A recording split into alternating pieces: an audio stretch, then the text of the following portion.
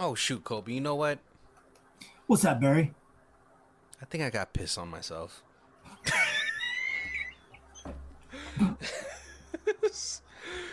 That's a quote. I didn't pee on myself.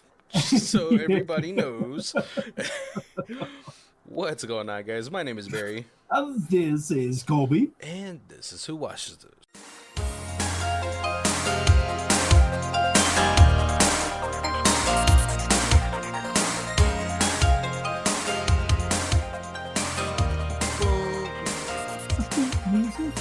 Barry has been known to pee on himself. No, from time to time, never. So, Well, I feel like as a man, don't we all have a little piss left? right. You get stuck with that. Don't shake it more than twice, or you're playing with yourself. Yeah, I think there is I forgot what that comedian's name was, but he was like the guy that's like, I want 55 burgers, 55 French fries, 55 hot dogs.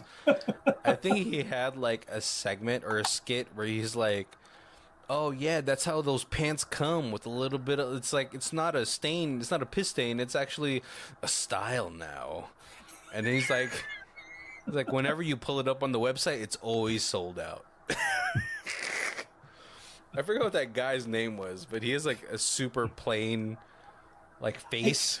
Yeah, and he's gotten like real big online. Yeah, but I don't know. I forgot his name. I think it's like Tim or something like that. Yeah, I think so. Oh man, I totally know. When you said that, I totally know exactly who you mean. Yeah. But yeah, what's going on, guys? Welcome to the third week of the Wayans Dynasty month. Yeah. And it's funny. Like we totally forgot. I totally forgot, and then Colby totally forgot about the movie for the week. So we're filming this on a different day. I thought that was funny. But let's go ahead and introduce this week's movie. Keats and Moses are small-time hustlers, until one day, Keats is revealed to be an undercover cop. Can these two get along like they used to, or will they fall apart? Coming in the fall of 1996, Bulletproof. You're gonna have to get sound effects so you can like add like real. Now I'm working on my beatboxing career. Yeah, also acceptable. So we're going to be talking about the 1996 film starring Damon Wayans and well, I guess, they're both legendary, but Adam Sandler. Yeah.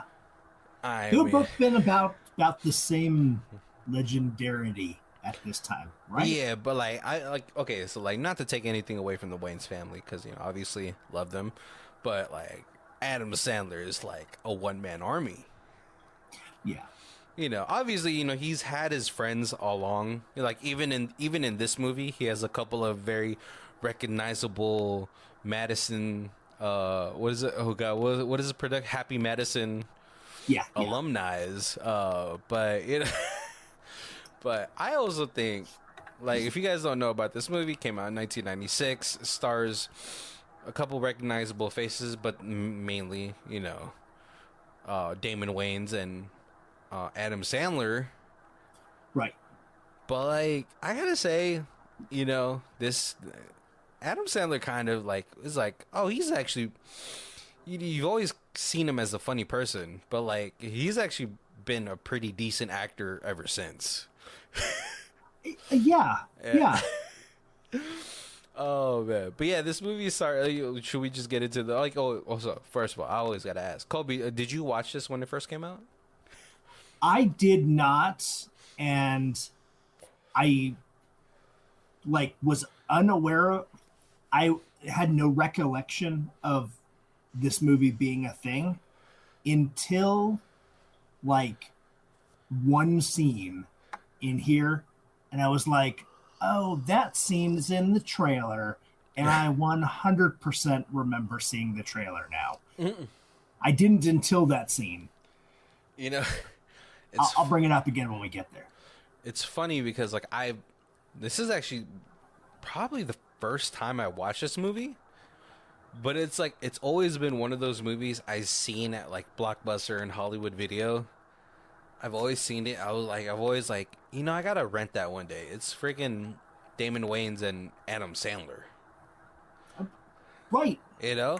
And that was how it kind of felt like last week. It was like, we got a Wayans and we got David Spade. How did I not see this? Mm-hmm. But yeah. But like, in the cover, it's like, oh man, those are two actors I do enjoy, and I'll rent it next time. And next time never just came. Right. I don't know why, but I was just like, dang, darn it. It's like that one movie with Martin Lawrence and God, what's that dude's name? He's like a prominent white actor. It's like Mo Money. No, it's, oh God, I forgot what it was now. Never mind. Don't even think about it. Right. Yes, that movie. Yeah, exactly. That gem, that classic.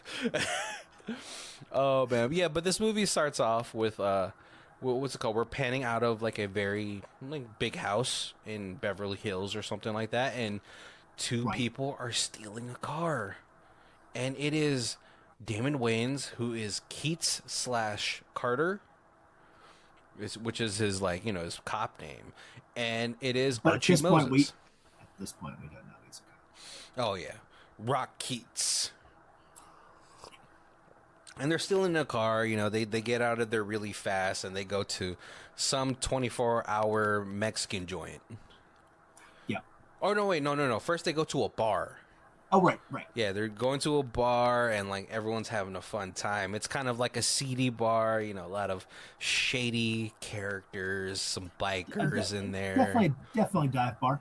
Yeah, total dive bar, and like, they're playing pool and Archie, or Moses, as they call each other by their last names, he pulls out like a big wad of cash and he's like tipping the waitress like a round of drinks and maybe like $100 tip. Right. Yep. And Keith eyes it. He's like, hey man, like, we've been doing this for a year. We've been like, we've been thiefing cars and all that stuff, and we've been splitting everything down, half. And Moses is like, yeah, you're my partner, man. Of course we're gonna do things half and half. But Keith is like, hey man, but like, your stack is always fatter. And he's like, I got some things on the side, man, and you're like my only friend, and I trust you.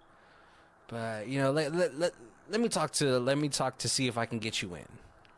Yeah. But it's still up in the air.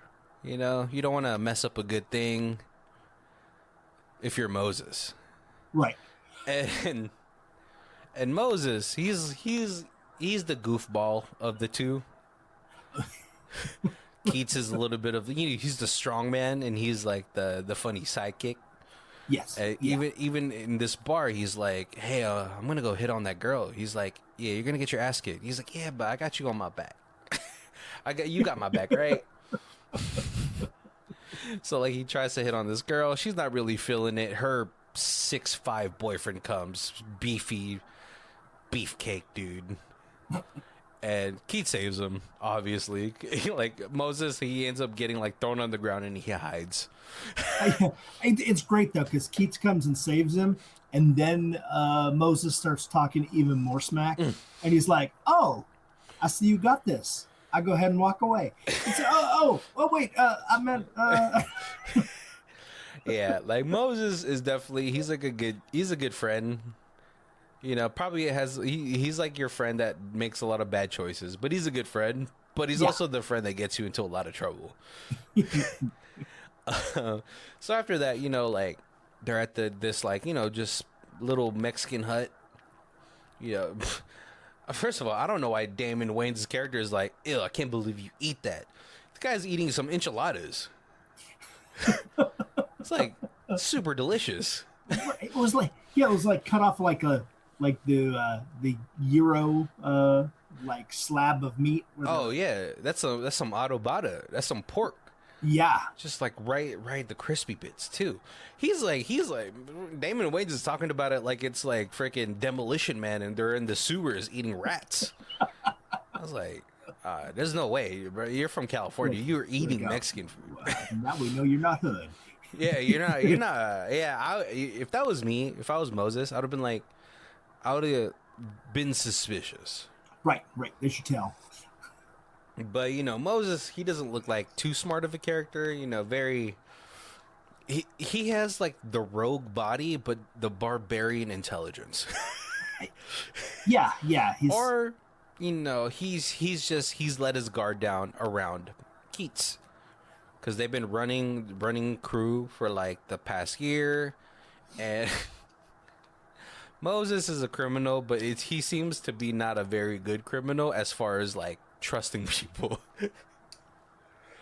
But yeah, he tells Keats, he's like, hey, you know what? Like, I've been doing this thing for the last couple of months. This big shot, he has me just overseeing shit, making sure drug deliveries are getting by and everything. And, it's super easy and I get paid hella. Yeah. And he's not just big, but he's like the biggest on this coast. Yeah, because then after that, he points to the TV. He's like, that's him. Yeah. And he's like a sleazeball, like, car salesman. Yeah. Who's like, first of all, like, the deals that he's offering on the TV is like, nah, that has to be a money laundering scheme. But let me get some cars. Because he was like, yeah, buy 2 cars for the price of 1. What? Every house needs 2 cars. Yeah, right. Two cars in every garage. And in 96, that's, you're big time, And so, like, him and Keats and Moses, they kind of part ways. But then all of a sudden, Keats gets brought in by 2 cops. One of them played by Happy Madison alumni. I think he's the guy that plays Grandma's Boy. Yes. Yep. And he's getting dragged to the station. You're like, oh my god, is this like a common occurrence? But then he gets taken to the police captain's headquarters, office, and you're like, oh no, he's a fucking undercover cop. Narc. And you got to feel for like Adam Sandler's character Moses, because he's like, yeah, he does crime, but he's like heart of gold. Right. And he even mentions, he's like, well, we just get you like 1 score and then we can go off and like do our own thing. And he's like, what else am I going to do? This is the only thing I've ever been able to do. Crime is like the only thing I know. He's like, I worked at he was a bus boy. That's right. Bus boy for like 5 days. And I was like, then my boss kept getting mad at me because I was late and I was high. Which is like unfortunate because it feels like Keats is trying to get a feel for him. He's like, why'd you have to do crime? And sometimes, yeah, like, obviously, especially like when we were growing up, there was a lot of teachers that are like, yeah, you're gonna end up in jail. Yeah, you're gonna be a garbage man, which frankly, a garbage man gets paid more than a teacher, which is kind of sad. I mean, it's very like, obviously sanitary work is very necessary, but like I also feel like educating the future is as well. As my first year Spanish teacher, Miss Castells, used to say to the kid that sat next to me, "Little Frank, you are very nasty boy. You are definitely enough for Spanish too." You are no mas for Spanish too. She said that at least 30 times that year. Oh my gosh. Yeah, and so like, yeah, Keats is telling his police captain, he's like, hey, I got a lead on Paxton, and I the year's work that I've done, we're gonna fucking bust this guy. And captain is like, all right, cool, round them all up. And he's like, hey, hold on, man, like let's chill on Moses, let me take him in.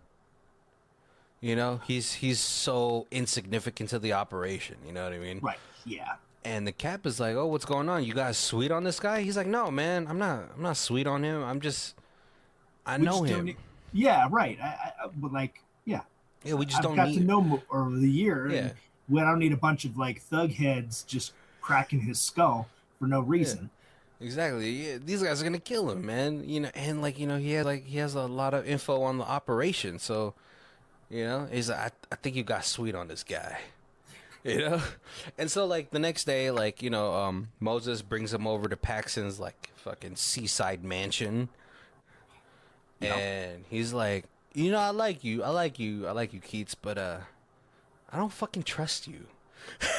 And he gets like his like big fucking Prince Albert looking ass bodyguard to like get him up and kind of like lift up his shirt. He's like, "See, he's not a cop. He doesn't have a wire." And he's like, "Okay, just gotta make sure, you know." And so he's like, "All right, cool." And so And at that point you don't know because the chief is like, I need you to wear a wire. And he's like, I'm not sure if I should. He's like, I need you to wear a wire. And so you're expecting there to be one, but there wasn't. there wasn't, because it's the first time you're meeting him. Of course they're gonna check him, you know. God, Yeah. cops. Sometimes cops are stupid.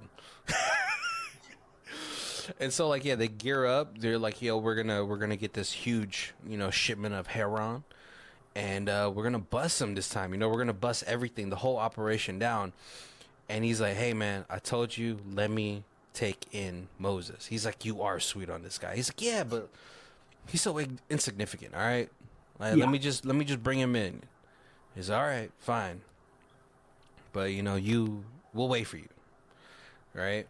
And so they get to the operation. Moses is kind of introducing him to everybody. They're kind of hostile on him because he's like, "Hey, Paxton never said about, nothing about another guy."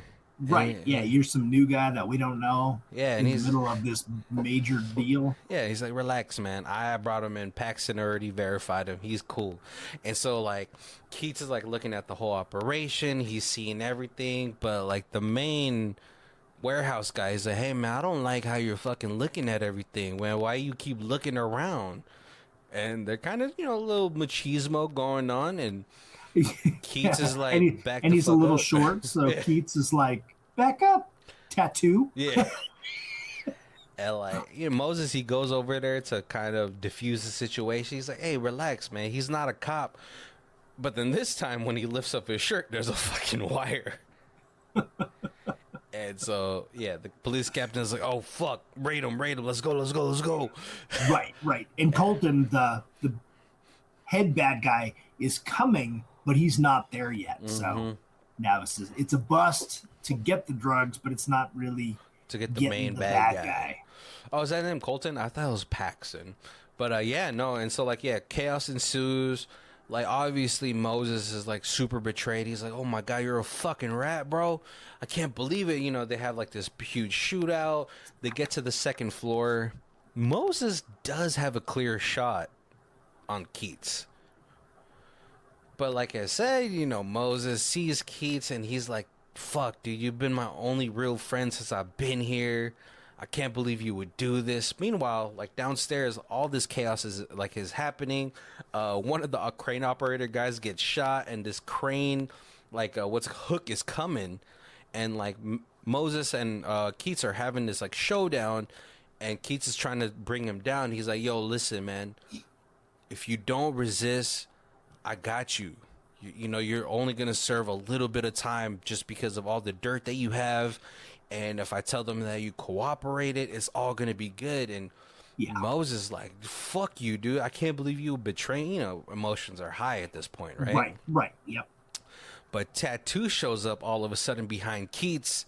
She shoot. Oh, I forgot who shoots him. Was it Keats or was it Moses? It was Keats, right? Yeah. Keats shoots him, but then when he pans over back to Moses, Moses gets hit by the crane hook, and he accidentally shoots Keats in the face. Yeah.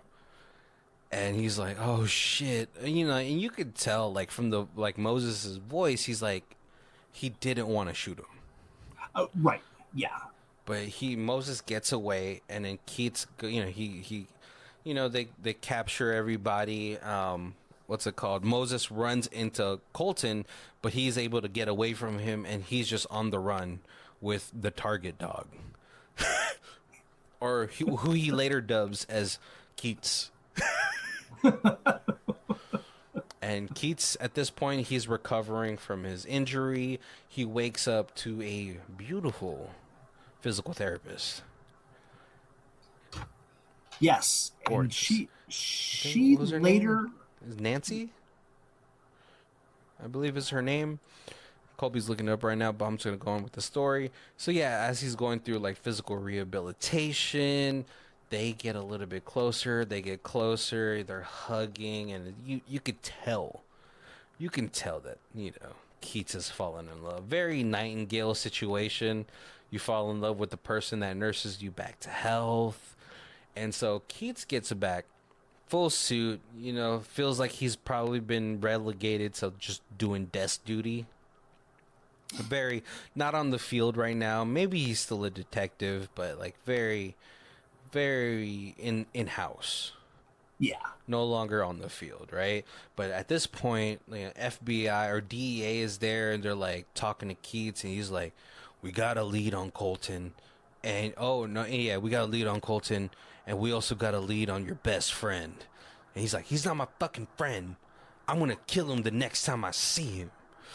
Right, because he was not looking, and so he doesn't. He just assumes that Moses shot him to get away. And so he's like, "Hey man, well, and at this point Moses gets found on the side of the road in Arizona, I believe, or something like that, with Keats and Jesus, like the police or like the Arizona highway police. They look in his car. He's like, it's bottles after bottles after bottles. Yeah. It's so like they bring him in. They're like, hey, but the DA tells him, he's like, hey, he's ready to turn state, but he has one condition, and it's you got to bring him in. And he leaves the office. He tells his captain, I don't want to fucking do this. I'm done with this. Gets home, gets back to his girl, the physical therapist, who I believe his name is Nancy. Tracy. Oh, Tracy. Yeah, she's pretty close.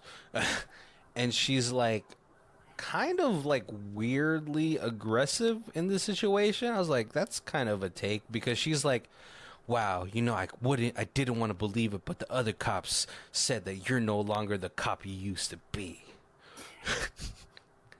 And I was like, hey, you're coming off a little hot. Like, if it was me, I was like, whoa, you're weirdly aggressive about this situation. And I don't know what the timeline is, but he actually obviously went through some physical therapy, and now he's living with this girl. Yeah. So it is at least a year. I was going to say at least 6 months. Yeah, like 6 months to a year. And so, like, she convinces him to do it. She's like, don't you want to end this chapter of your life? And he's like, all right. If you weren't so damn hot, I wouldn't do it. So they fly over to Arizona. Moses is like, he has all the cops around him, but he's like doing what's it called? Tricks with Keats, dog Keats. Yeah. And like at the worst time, he's like, put your hands up, Keats. Bang. And that's when Damon Wayans shows up. And he does not find this situation hilarious at all. Yeah. But they're like, yeah, chain him up. Why is he not in chains? Yeah, I want you to chain him up. I want his fucking legs. I want his feet chained up to his asshole. But as they're getting onto the plane, a group of bandits come and they fucking shoot all these government officials. Right. Yeah. And they even get onto the plane, but the plane got shot up. So now they're like, Keats is like, what the fuck is going on? Oh my God, we're gonna go down. And Moses is like, I got 1,000 hours. He's like, what? Yeah, I got 1,000 hours of flight experience. You want me to fly this plane or what? Yeah, when I'm smuggling contraband, Colton wanted me to get a pilot's license, so just in case. And so, like, yeah, like a pretty hilarious little situation happens, because I'm not gonna fly this plane until you apologize. But he pulls a gun on him. He's like, all right, fine. They're able to escape this plane before it crashes on to the side of a hill, which, by the way, I was like, if there's no gasoline. How did it explode? But I'm not gonna think about that. And they're walking through this desert. They're fighting. There's like little hints and moments of their old friendship kind of sparking, but Keats remembers and shuts that shit down, right? And he's able to he's able to get to a lodge in the middle of nowhere. It looks like one of those lodges you don't want to be in, very Texas Chainsaw Massacre lodge. Oh yeah. And we have like this very creepy like innkeeper. He's also like, I recognize him as well. But Moses is kind of like laying on this very homoerotic situation with this innkeeper and himself, and he like looks over to the wife, and the wife is very clearly a guy with a wig on him. And meanwhile, okay, so innkeeper, a regular on 2.5 Men, and a regular on Mike and Molly, those two sitcoms. Oh man, yeah. See, I knew I recognized him from somewhere. I used to watch a lot of 2.5 Men, but it's only because it was on. I wasn't like a huge fan of the show, mainly because the other character, not Charlie Sheen, the agreed. other actor. Yes, I would have kicked him out of my house a long time ago.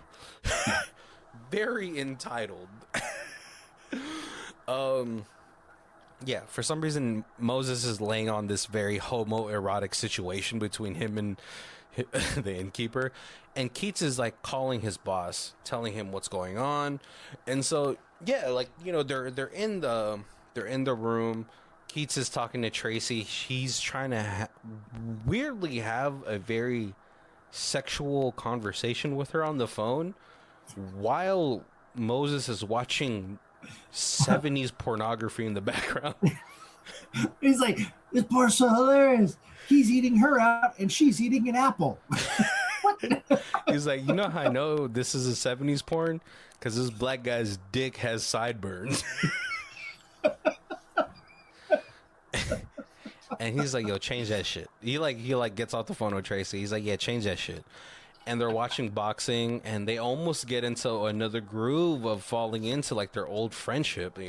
Keats is like, I got $20 on the blue trunks, and Adam Sandler is like, all right, well, you still owe me 20. He's like, all right, fine, here's your 20. And he puts his hands out, and he's like, oh right, I'm in cuffs. Fuck you. And they get into almost like a pretty bad argument to the point where Keats chains him up onto the toilet, and he's like, yeah, sorry about that, the toilet's clogged because I had a huge shit. But before that, before the dirty time, was the shower scene, right? Yeah. Where he's singing in the shower, and that's the part that they showed that part in the trailer. I do and remember immediately that. I was like 25 years ago watching that trailer. Yeah, because Adam Sandler is like singing the Bodyguard song. Yeah. And then he kind of closes. Yeah. Always Love you. And he tries to like sneak out, but then like Keats finds him and he sticks his gun up his crack. And then the innkeeper sees it and he's like kind of intrigued because the innkeeper has a conversation with his wife. He's like, well, you always said that we should experiment more and find new ways for our love. He's like, baby, don't you want to be the salami in our sandwich? And so, yeah, like he ties him up, falls asleep, and all of a sudden some thugs come and start shooting up the place. Again, Adam Sandler saves Keats' life again. Well, Yep. his life and his own. So they're able to get out of there. The innkeeper actually saves them. And he's like, I know these woods like the back of my hand. And yeah. Right, because they're like, oh, you're driving a little fast through the forest here. He's like, don't worry. I know these woods like the back of my hand. Yeah, exactly. And like, they're able to escape. They're able to thwart these thugs going after them. And they end up like at some bus stop, calls his captain again. But like like Moses is like, hey, I want to let you know, I know some people that's in Colton's books. Right. Yeah. He's like, because Colton has a set of law. He's got the Epstein files, the Colton files, and so he's got like everybody who's on his payroll and everybody who owes him favors. Yeah. And so like they talk about that, but they get picked up by some officers. He's like, yeah, whatever, man, whatever. Oh, right. And at this point, he's calling the FBI because he's like, I think there's somebody in the police that are the DEA that's on his must be on his payroll. Yeah, and I think his name was Francis, who was like heading the operations against Colton. Yeah. And he's like, every time I've talked to the captain, Francis has been there, and we've been getting got. So I'm gonna call the FBI, and we'll clear it out. And Moses is like, you don't think he has nobody in the FBI? You don't get that rich and not have hella people in your pockets. Right. Yeah. You know what I mean? And so when they get picked up by the FBI, he sees one of the officers' names, and he's like, okay, puts that in his pocket, in the back of his mind. And as they're in the car, he's like, hey man, is your name Will? He's like, yeah. He's like talking about a whole bunch of things, and he's like, hey man, you never told me your first name, right? He's like, no, I told you. You must have slipped out. And at that point, Keats is like, holy shit. They get into a fight. They bust both of them out, and he's like, I'm gonna take you to the precinct. It's the only place I know you'll be safe because my precinct is clean. Right. He at least knows everybody in his precinct, so he's assuming. Yeah, but he's like, hey man, like before we go, can we just call my mom? Come on man, I have to call her every Tuesday, or else she's gonna get worried. And he's all right. So like they make a call, and he's like, my mom loves you. She would be so brokenhearted if she found out that you're the one that busted me. Like they have like a little talk. It's like a really funny, sweet moment, And so when they get to the police station, like Moses talks to Keats. He says, hey man, like I know I'm going away. Can you just check up on my mom once in a while? She's always high and drunk. And Keats, he's like, he sees Moses. It's like, he's a criminal, but he's also not that bad of a person. He's like, he's a guy that kind of just got on the wrong tracks. Right.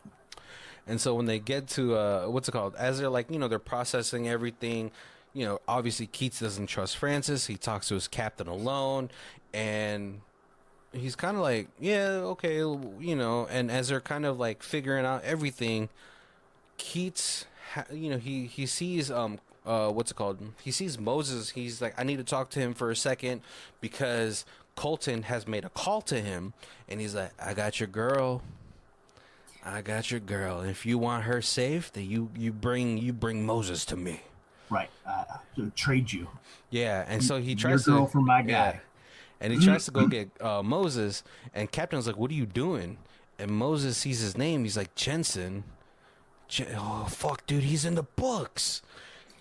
And oh man, so Keats at this point, he trusts Moses. He's like, he pulls a gun out on him. He's like, get back, Cap. Get back. I need him.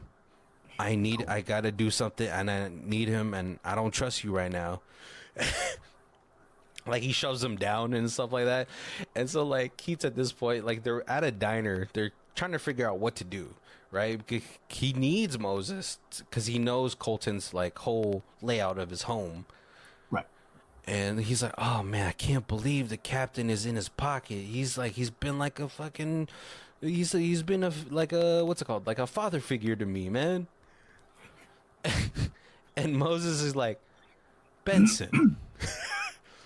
Oh, dude, I think I don't think your captain's in the books. I mistaken him for Benson. And he's like, what? I shut my captain on the ground, bro. He's like, oh, dude, come on, man. It's hard sometimes, man. Benson, Jensen. They rhyme. He's like, let's go get Tracy, and we're gonna fucking figure this out later. Fuck. And so, like, yeah, they sneak onto his premises and all that stuff. And at this point, like, you know, he's like, yeah, we'll go through the pool house. Nobody's ever in there. And unfortunately, this time there's a whole crew of people eating lunch. Right. Yeah. They get into this gunfight. To the point where, like, yeah, friggin' Moses kind of slips away from Keats. Yeah. And he's pissed, but he's like, I gotta go save my girl. And so, yeah, he's able to, like, save his girl. What's it called? But turns out Tracy is also in Colton's pockets. Yup. She's also on the payroll. So Keats is now, like, his mind is, like, blown. He gets what's it called? Led out by gunpoint by Tracy. And then, Moses fucking, yeah, he disarms her, grabs the gun, and he's like, where the fuck have you been? He's like, I was getting the ledger, man. I'm getting my leverage. Yes. And Tracy's like, oh, baby, I had to do it or else he was going to kill me, trying to get on his good side. But then she eyes Colton on the top and almost gets got. But then Moses, who previously has said in this movie, I would take a bullet for you. And Keats is like, yeah, whatever, man. Actually takes a bullet for him right in the shoulder. Keats, like, he handcuffs Tracy to, like, the staircase, and he goes over there to apprehend Colton. And for some reason, Colton is like, yeah, let's do this, man. Hand-to-hand combat. That's such a 90s movie move. Yeah, it's such a 90s trope, right? And for some reason, he's giving Keats the works. Yeah. Colton is, I guess, experience over youth at this point. But then, who comes to save the day? Moses shoots him dead in the head. And, like, as they're kind of, like, parting ways, like, well, they're not parting ways, but he's like, Moses at this point, he's like, yeah, man, you could hear the sirens coming. And he's like, yeah, I know you got to bring me in. Here's the ledger, though. Hopefully that'll help my case and all that stuff. And Keats is like, what are you talking about? You're not here. And he's like, what? You're going to let me go? You're going to let me go to Mexico? He's like, yeah, man, get out of here. I got everything I needed to bust a whole bunch of people. They're not going to care about you. Basically is what he's saying, right? Right. He has a whole ledger of a lot of government names. Right. And he's like, cool, man. I'm going to go to Mexico. I'm going to be a bullfighter, which in my head, I was like, is that a thing in Mexico? I thought that's like a Spanish thing. But, in the 90s, kind of loosey-goosey with facts. And so we pan over to, like, maybe like a year later. We go to, like, this a small Mexican town. Adam Sandler is there with the luchador, or not a luchador outfit, but a matador outfit. He's, like, talking to a whole bunch of girls. He's like, he's trying to spit some game, and he's like, yeah, but we're so sad about the bull. He's like, what are you talking about? He's like, yeah, they killed them afterwards. He's like, oh, no, not me. I don't kill them. They're my friends. I rehabilitate them and teach them how to read. Oh, and all of a sudden, like, these 6'5" Mexican dudes are like, we don't like you fucking with our women. And out of the background, Keats is like, I don't think you want to do that, pal. And, like, little Keats is there too. But little Keats has been drinking some beer, some Modelo's. And then they get into a whole big old fight. Mama Moses is there too, and she's high. Oh yeah. She's high. He's like, oh, you guys can't beat me up, not in front of my mom. And then they go around the corner, and his mom's just there sitting there smoking. Yeah. And the movie ends there. All right, before we get into our thoughts about this movie, let's go into the other segment, a high star and a low star. 10 out of 10. Very good film. This is an awesome comedy starring Adam Sandler, who is always fun to watch, and Damon Wayans, who I can't stand. They work well together, and this movie is really enjoyable, especially if you are in the mood for a comedy. Sure, the action wasn't great, but it's not bad either. I like this movie, and I just wanted to say Adam rocks. My favorite scene is Adam singing "I Will Always Love You" while taking a shower. LOL, he has major singing and acting talent, and he's nice to look at too. Yum. Well, I can't say for sure we know who wrote this. But we also got a 1 out of 10. Are you laughing at them or with them? Because I'm laughing at them. Okay, they have a ton of money, but at what price? This is really bad at everything. Unless it's a homosexual story of two people that can't say what they feel or how they feel because they know the criminal/police world won't accept them.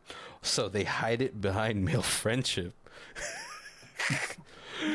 But I don't think it's that deep. Who are we kidding here? This is Adam Sandler. So this is what it shows. Imbecile.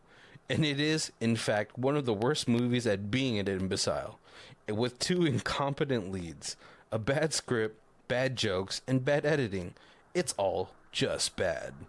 All right. Well, I could see maybe like there's a segment where it's very homosexual-ish. But I don't know. I don't know. Colby, how do you feel about this movie? I thought this was hilarious. There was a lot of the jokes won't stand the test of time because, like, the joke, like when the little short Mexican guy, he's like, "Get out of my face, tattoo." People nowadays aren't going to realize that Tattoo was the name of the LP from Fantasy Island. You know, it's stuff like that. There's a lot of like current reference jokes that I think will have got lost in the tale of time, but it had good action. Everybody, I feel like, acted well. Mm-hmm. What Siskel and Ebert, they reviewed the movie and they said that watching this movie, they could tell that Adam Sandler had some acting ability and like had a really good movie in him, but that this just wasn't the one. But it was the first time that they recognized that he had some talent.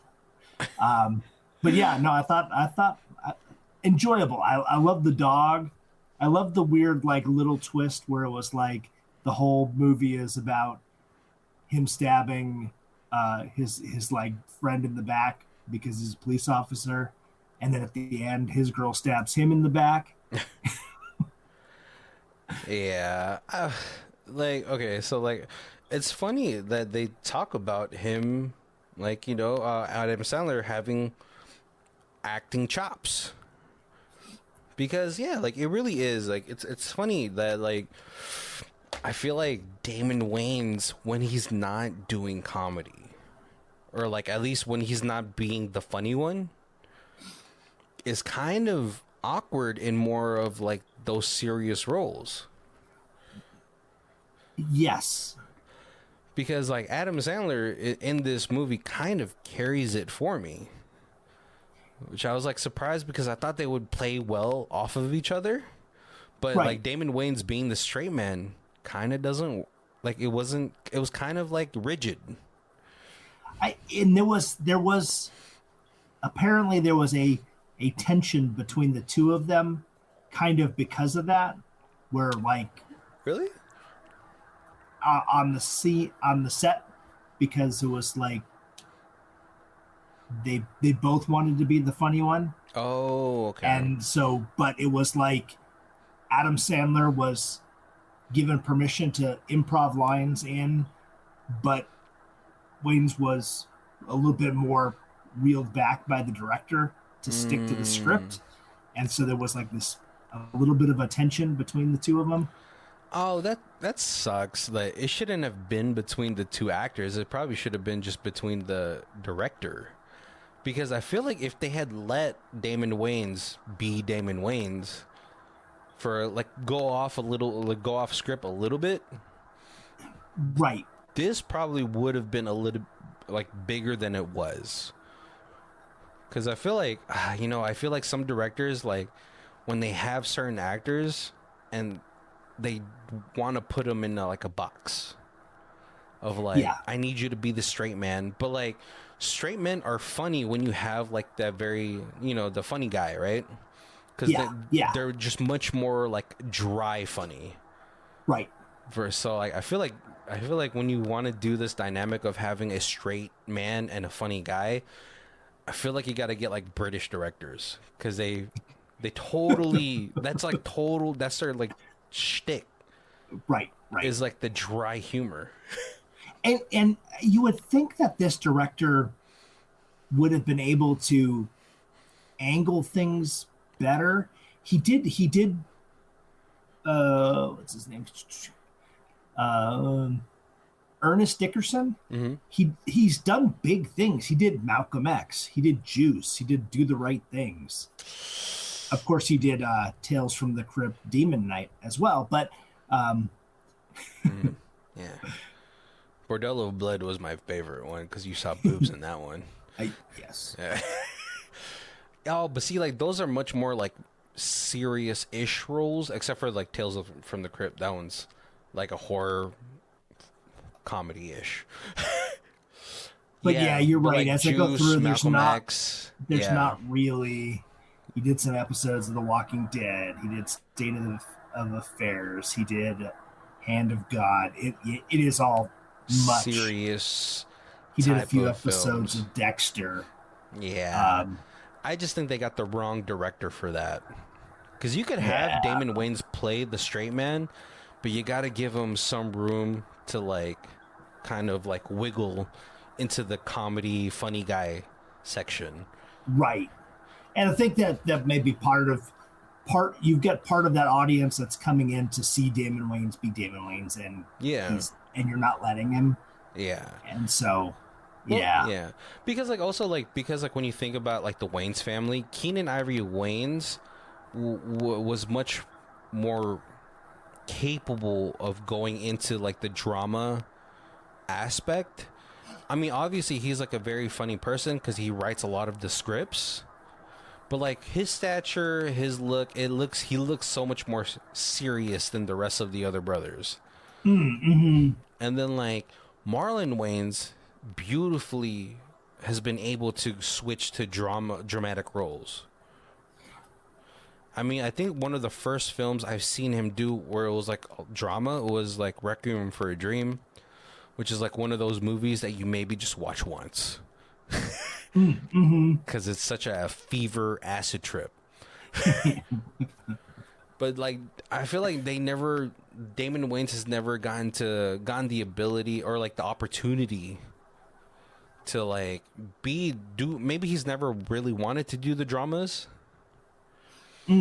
Maybe he's always wanted to, be a comedic actor. And like, but like there's like a nice beautiful balance when you give a character like that's supposed to be the straight man a little bit of wiggle room. Right. Yeah. Because you have two funny people here, and it sucks that like those two had tensions with each other versus the real person that's like kind of holding you back. Right. But, the 90s were a different time. It could still be like a whole like, maybe Damon Wayans felt a certain way of like his sort of status as far as like, in acting versus like Adam Sandler, who's just beginning to do like his movies. Right. Interestingly, they also in the possibility of casting who had tried out that they had talked to about these roles was the combo of Ice-T and Jim Carrey. That might have worked a lot better as far Because as then like Ice straight and T, funny Ice man. T, be the funny or the straight man to the funny man. And But like also like the difference in age group. Well, no, maybe they don't have too much of a difference, right?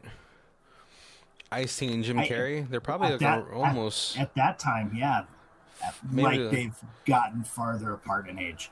But yes, no, I think they're pretty close to the same age. But like Ice-T's look and his like persona during that time was very like he was like what he had like a "fuck the police" song Yeah, and like very kind of stern like look to him. yeah, That would have been a better straight man for either Adam Sandler or Jim Carrey. But it also would have like it would have been kind of like him and Jim Carrey seemed to pair a little bit better versus him and Adam Sandler being friends. Like I feel like that criminal like relationship would have been a little bit better with like him and Jim Carrey.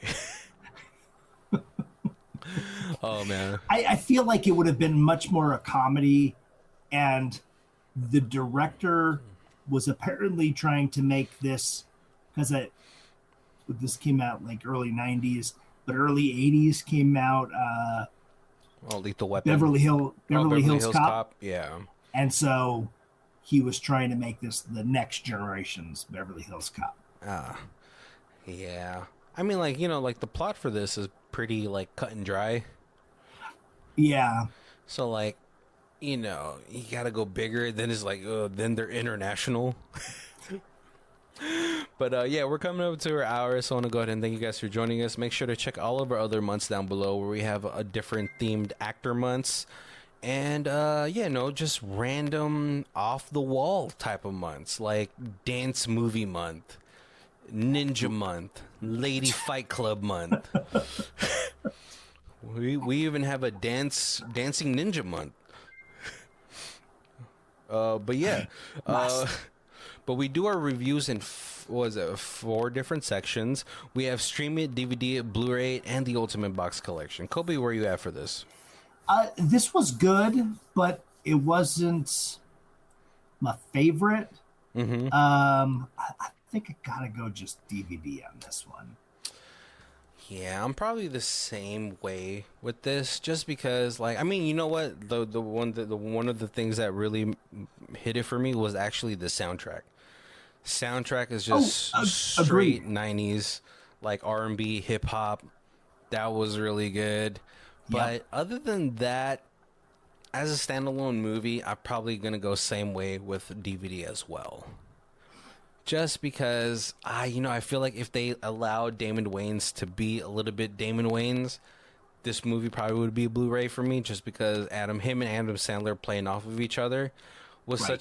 there's such an odd combo. Like you never really thought of them being in a movie together, which like really could have made it work, right? Oh yeah, Just because, like, again, like you also no one expected Mel Gibson and Danny Glover to be in a movie together, and right. that Right. one was like beautiful. But I want to go ahead and thank you guys for joining us. Make sure to check all of our social media links down below. We got our Facebook, Instagram, Threads, Twitter or X, TikTok, YouTube. We're on everything. Come find us. Come find us. Thank you guys for joining us. My name is Barry. This is Colby. And this is Who Watches This. If you guys want to check out the music, it is Lee Rosevere. It's called Arcade Montage. It's on our album Music Podcast 3, and the Bandcamp is down below. Thank you.